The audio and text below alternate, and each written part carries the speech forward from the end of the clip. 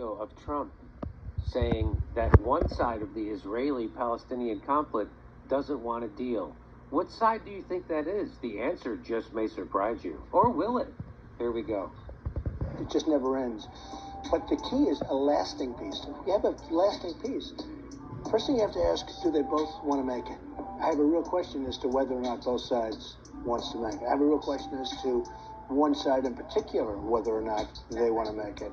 Well, I don't want to say that right now. I think one side actually would like a deal, and I think the other one maybe doesn't want a deal, to be honest. I don't want to say it. No. Look, we show our cards too much in the good. I wrote The Art of the Deal. We show our cards too much. So if I get into that, I don't want to say this and that, and then they'll come and they'll say, well, Trump is biased one way or the other. I think there's a chance that you could probably make a deal if you had a real deal maker, if you had somebody that knew what he or she was doing. In my opinion, if Israel wants to make a deal, I think a deal could be made. I think a lot is going to have to do with Israel, and look, it's going to have to do with both sides, but a lot will have to do with Israel and whether or not Israel wants to make the deal.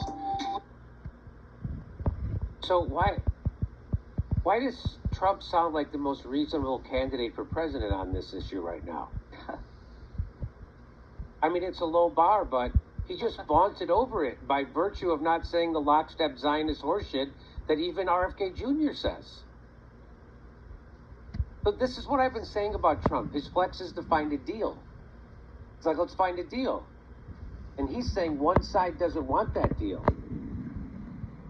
Which side do you think that is? Well, here he's going to reveal it here. He wanted to make a deal more than Netanyahu. And I will be honest, I had a great meeting with him, Abbas, right? I had a great meeting with him, and we spent a lot of time together, talked about many things, and it was almost like a father.